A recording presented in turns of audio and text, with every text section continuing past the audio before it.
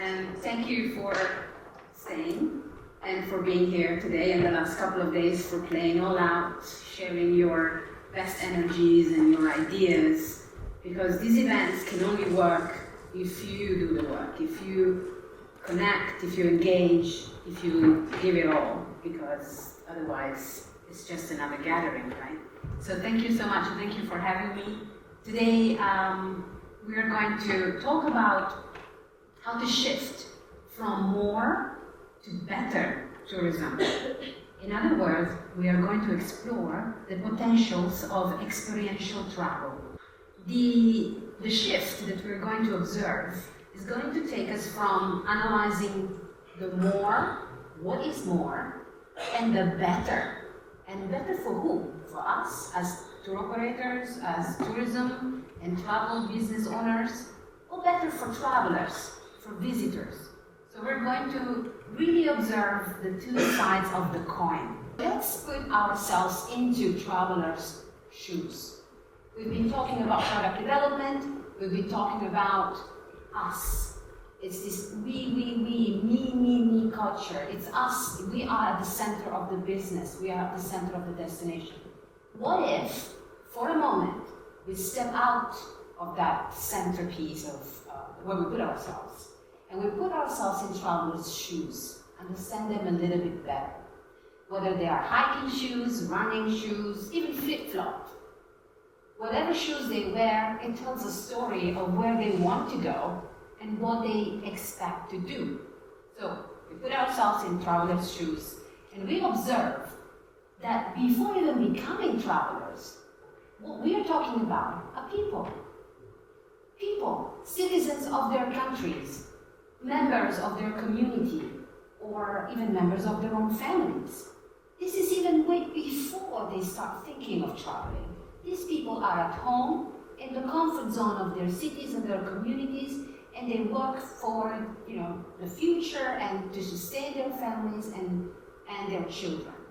So let's observe what is the value system of them when they are still at home, and then eventually when someone one day decides to travel, whether it's for a holiday or to visit someone, for a work trip. When you decide to travel, you become a traveler.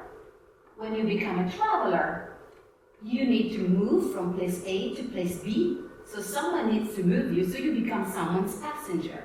An airline, a train, a bus, a car rental company, you name it. Once you have arrived to the destination that we've chosen to begin with, then you have fulfilled the whole journey. You are a tourist, you are an explorer. Some people don't like to be called tourists, right? It seems a bit shallow. But in the end, tourist comes from the word to tour, to go places, not just one. An explorer, they're going to explore territories that they have never been before. So you see, people, from when they are citizens to when they become explorers and tourists or visitors of our destinations, they have a value system that they carry with them. The most basic values of citizens, members of community, people, is about safety, they value stability, they value employment, they need jobs to sustain their families, of course. These are basic values that people live by in everyday life. And because they have them in their everyday life, when they become travelers, they carry with them this set of values. And that makes them notice and makes them take account and notice more things that are relevant to their values. So they will be looking at reliability of the system, of the operators that is selling them the holiday, the accuracy of information, so the information are accurate. I'm not buying a tour and then I arrive and then it's something else. As well as authenticity and timing, things are on time, but you don't have a problem with that in the north of Europe, of course. I really commend you for having a great system. And hygiene, safety of the destinations. So you see how people, they have a set of values at home. They carry these values with them when they become travelers. and they look for certain things that are aligned with their original values. When these values are present in our daily life as travelers, as people, today we're looking and we're observing how people are adopting better habits, perhaps more responsible habits, perhaps more eco-conscious habits.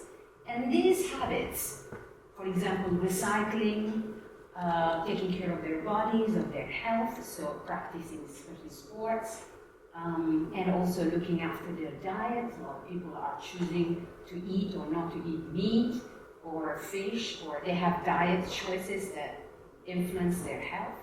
These habits are then reflected into what they do and what they look for when they travel. They will look for sustainable options when they travel. They will look for carbon responsible, they will want to make carbon responsible choices. And they will look for a safety area and safe outdoors activities. So you see how the choices that they make when they travel truly are not just something that we need to observe when they are done with it, but we should observe them at the origin. That we should observe them in the value system of people at home. Because these are the people we're talking to, and these are the people we want to have in our destinations. What matters? What matters today? What matters to us? What matters to the people we're talking to? What matters around the world? And in times like this, answers may be different. Someone would matter. Safety, the country's safety, political stability, the environment, the future of my children. These should be the key questions that we should always ask ourselves when we're strategizing about the product that we're going to develop in the future. Because what matters today will define the value system and the habits of who's going to travel tomorrow. And this is what we need to foresee. We need to arrive there one time, like literally one day before the visitors, and say, welcome, instead of observing them that they're already here and asking ourselves, what do we do with it? Right? We need to be ahead of them. A lot of things matters to travelers. But if anything, these are the four pillars, I wish they were pillars, the four pillars that matters the most. And we can find them all around the world, whether you're running a destination in the north of the world, in the south of the world, on tropics, tropical islands, anywhere. Travelers today care about the environment, and they want to have the minimum negative impact on the environment. They are aware of it. They are absolutely aware of it. They might not come and tell you when they make the booking, but they will observe what you do when they are on holidays with you. They also observe that today's environment, because everyone wants to give these authentic experiences, the local people are more involved, right? So it's not just about the receptionist that hands over the keys of the perfect check-in. It's also about the local person that you meet at the dinner, around the bonfire or so. So travelers have developed a more respectful approach. They want to, they care about it. They are not going, long are the days, thankfully, of those tourists coming, taking the photos of the local display and then leaving. Now travelers want to speak to the locals, want to spend time with them, want to sit around the fire with them. So they value a more respectful approach. Also something that is perhaps a little bit more invisible but very much present in everybody's life. Travelers today value inclusivity and a fair system, because they will observe whether in this location, in this beautiful destinations, the workers are or are not from here. They will observe where is the person cleaning their room from, where is the tour guide that is taking them on a tour from. They will observe that, and they will not come and tell you, but they will feel strongly about it and make their decision for their next trip.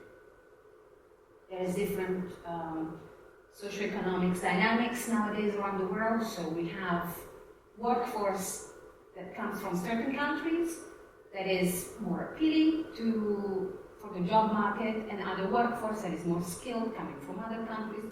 So it's our responsibility to make sure that we offer that. inclusive and fair system of work in the tourism industry. Last but not least, travelers today value incredible, real storytelling. Why? We talk about storytelling these days, right? Why real? Storytelling is real, telling the story of my destination. But real is the only thing, as the most used word, authentic, that connects to people. If people can relate to something that has been said in the stories that they're reading about their destination, when they relate, they care, because they understand it. If I don't relate, I don't understand it, it's like, okay. But then I don't get involved. So if you relate, you care. And if you care, you take action. So what is the action that everybody wants to have? Visitors coming to the destination. Bookings, inquiries, these are the kind of actions we want. So when you look at the development of your storytelling, real storytelling is what really matters to today's traveler. So what do we do as tourism and travel operators? We help them reduce their negative impact on the environment. We enable them to have a respectful approach with the local communities. We create for them that inclusive and fair working system, as well as at the end, research and develop our real storytelling. If we are not here to facilitate their experience, what are we here for? We're working with people. We are the industry of people for people. So it's pretty much our only job is to help them achieve what they want to do. Otherwise, they will not use the tourism and travel system to create their perfect holiday experience. They will go about it. You will become a byproduct. They will do their thing. They will create their own experience. Let me show you how this is very much possible. An example that I want to bring here, I took this picture myself last year, is the case study of Albania. Now, if you know, Albania is a small country in the Balkans, in the southern Adriatic seaside. Albania was coming out of a very difficult political situation. They had a lot of challenges. They overcome all their challenges, and they decided that nobody was going to write their narrative. Up to 10 years ago, maybe 15 years ago, Albania was only known as a place of, it's not safe to go there. Albanian government decided to rewrite that story with what? With tourism. And instead of having the narrative of more, they choose to develop a narrative of better. How so? Yes, Albania in 2023 had 56% more visitors than the year before, up to 10 million. It's a big number for such a small country. And very, very simple infrastructure. They decided they will not just be an attraction for the Balkans, they will become the green battery of the Balkans. Who else is in the Balkans? Montenegro, Croatia, Albania, Northern Greece, Macedonia. So there's quite a few countries there. Albania is set to become their green batteries with renewable energies. And of course you need connectivity, and although it only covers 1% of European flights, Albania developed 141% increase of daily flights since 2019. So lots of flights, lots of choices for all kinds of visitors. With these numbers, one would say, oh wow, that's a successful destination. But Albania said, no, it's not the numbers that are going to dictate our reputation and the perception of the destination. We want to be perceived, and we want to be known, not just by numbers. Because today you have 10 million, tomorrow maybe you have 5 if you're lucky. Because people move. They move where the trend goes, right? So then they decided to develop a different narrative based on their natural assets. And they worked hard and achieved the status of first wild river national park in Europe, the Vjosa River, which is the river in this picture. And they managed it, as well as then creating all the sustainability projects needed to develop the infrastructures that they will need, not just today, but in the future. And one thing I was amazed by. I spent about a month slow traveling in Albania. Is the hospitality and the level of quality that each single stakeholder would put out. Because imagine if your destination, think about it as a hotel. You have the marketing guys working hard for the brand, working hard for the promotion, working hard for the visibility. And then you attract the people, your guests come to the hotel, like a destination, right? You get someone at the reception that on that day had a bad day and comes out and being rude and not pleasant and not kind to the guest that has just arrived to your hotel. In 1 minute, the experience is lost and damaged. Imagine your destination as a hotel. You work so hard to position the destination, and then the people who are supposed to welcome the visitors don't get trained, get left behind, they don't grow with you, and they don't know how to welcome the visitors you want to attract. So they will ruin your efforts, your work towards attracting more people to the destination. So it's always important. Albania did it very well. They did a lot of training. They brought in all the hotel owners, small and medium enterprises, and trained them all. So we shift from more to better, right? And in this shift, I want us to understand what is more.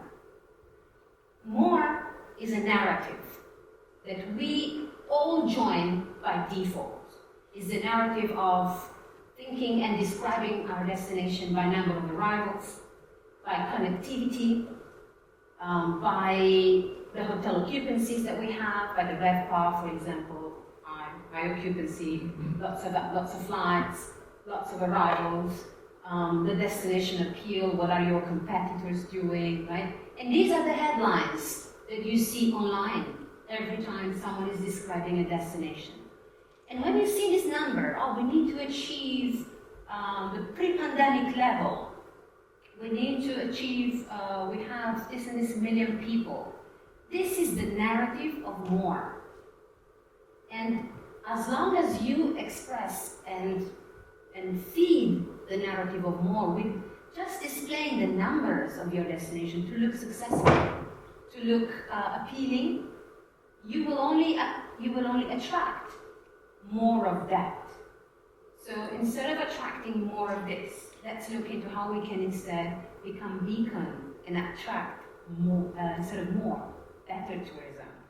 We change the narrative from the narrative of more to the narrative of better. And one last thing I wanted to highlight, because we spoke about it over the last 2 days briefly, is about social media-led narrative. When you let social media take control of the narrative of your destination, you may have situations like the headlines you see here, where social media followers of specific people have in fact damaged, in many cases, the destinations that we're visiting. Because people like the most Instagrammable place in Sweden, most Instagrammable corner of Lapland in Finland. These are headlines that feed the social media-led narrative. Uncontrolled and unmanaged social media narrative may lead to serious damage to your destinations. Better tourism has, as I said, two different sides of the coins, right? Better tourism for travelers means something, and better tourism for tourism operator means something else. You may think it may be the same, but it's not. Let's observe the difference. For tourists, for travelers, better tourism means that they are traveling where there are no crowds, right? Imagine going to San Marco Square in Venice. Millions of people there at once. So you try to take a picture in front of the Mona Lisa. You have to go through a wall of people before you can do that. So no crowds, fair prices when things are not too expensive, a different range of activities, of course, so that you can do many things. This is better tourism for travelers, right? Also good connectivity, transportations, safety, hygiene when things are clean, as well as authentic experiences. But we will talk about that later. You look at this and go, yeah, this is better tourism for travelers. But let's look at what better tourism could mean for the operators, for those who work in the business. For them, It means that the stays are longer. Oh, better tourism, I got longer stays. Therefore, my hotels are fuller for longer time. It means no seasonality. It means year-round presence of visitors. It means that those who come to your destination spend money, so higher expenditure, as well as a collaboration with the neighboring destinations and businesses, and a minimal, if not zero, impact on the natural assets, especially in regions like here in Lapland, where you have your main assets are natural, in fact. So you see the difference, what better tourism means for travelers and what better tourism means for operators. Iceland is a case of better tourism. They came from more to better. They redesigned their narrative. Over just up to a few years ago, Iceland became one of the most one of the trendiest destinations for digital nomads to move to Iceland and live there. They enable people to come. So it became a beacon of all these different people from the world traveling. And then lots of visitors and a lot of damages. And the local tourism boards were noticing that the damage that the visitors were leaving behind was becoming quite aggressive. So what did they do? As of January 2024, very, very new, Iceland reinstated a tourism tax per night per stay. Not per person, per night per stay. Bringing the tourism tax up to $5 per night per stay, in addition to the other resident taxes. So this was not quite welcomed by everyone in the community. However, they said, no, we have a plan. This money is going to be reused in social and sustainable projects for the country, as well as helping us reach our goal to become carbon neutral by 2040. In 2023, the most searched online word was authentic, according to Merriam-Webster dictionary, of course. Doesn't come as a surprise, right? I can probably put on a list how many times we said authentic over the last 2 days. Right? So it's the most searched word is authentic, and the most Googled word, guess what it is? It's YouTube. It's YouTube. That means that people are searching for videos. So when you're looking at the way you want to promote your destination, think about the format that you're going to produce. Are you going to do a photo shoot or are you going to do a video shoot? You're going to do two things side by side. That's why we jump into a second layer of better tourism. And this is where I want all of us to really take a moment and reflect on what is it that we are offering to the visitors of our destinations. Experiential tourism is the travel revolution, not evolution. Because experiential tourism, experiential travel, it's not for you to give. It's for travelers to seek. It's for travelers to look for. It's for travelers to create. They create their own experiences. You are there along the way if you want to witness it and to be a byproduct, or take a proactive approach and be there ready to be what they want to be, what they want you to offer, what they want you to give them.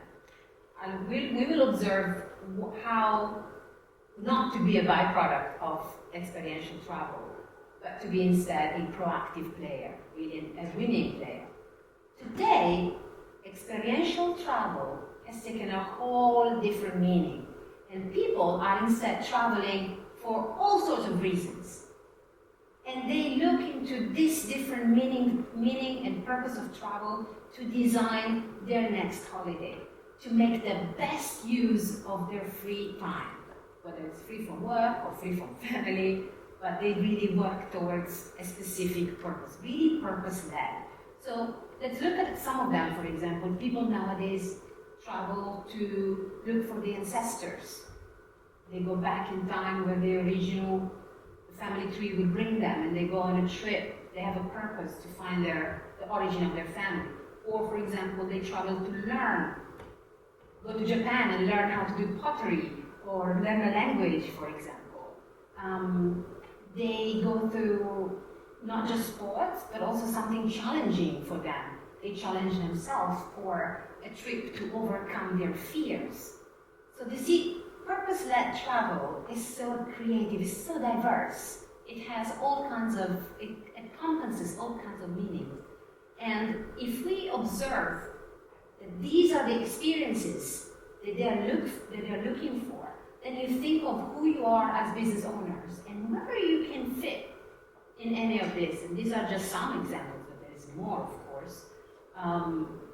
And see how you can be an active player in experiential travel instead of being just used by travelers when they travel for their purpose. Like, for example, if I'm into food, and I am, and I love a good foodie trip, and I get my girls, my best friends to travel with me, and we go for a foodie trip. So we're just going to come here to eat our way around because we know we love the food, we've done our research.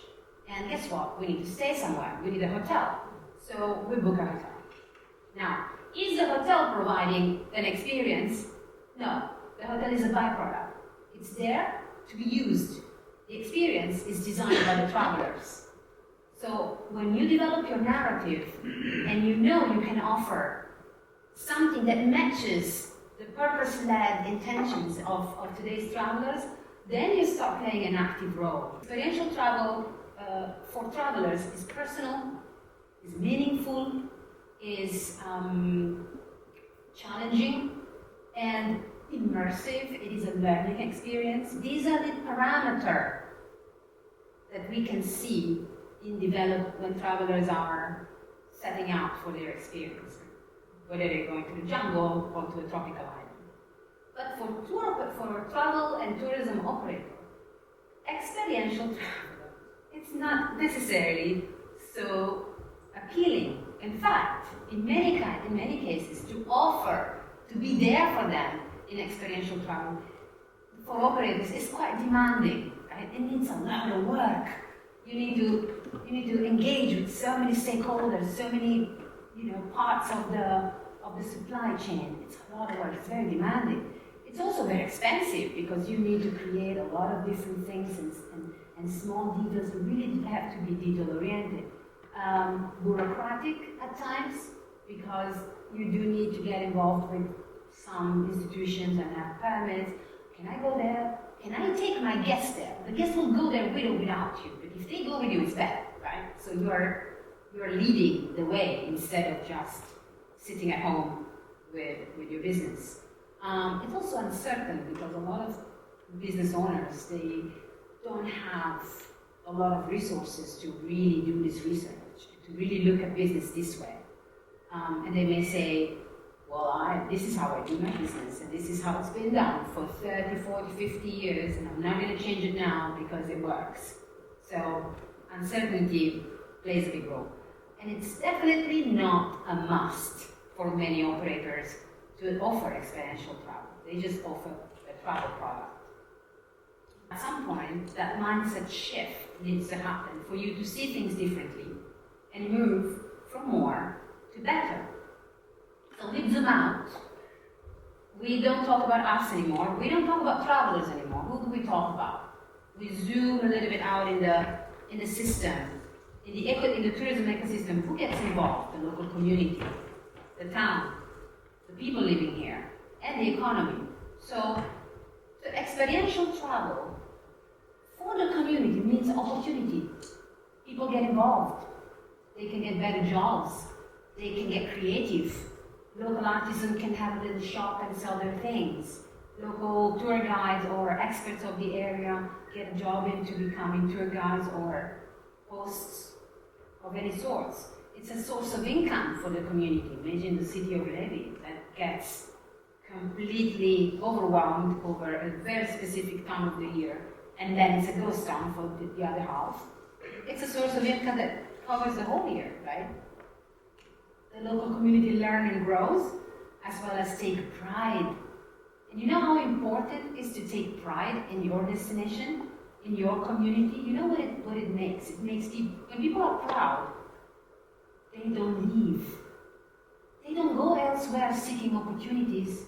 Again, the young generations don't leave these areas, which is already the least populated areas in Europe are here. The younger generation does not need to leave if they take pride in who they are.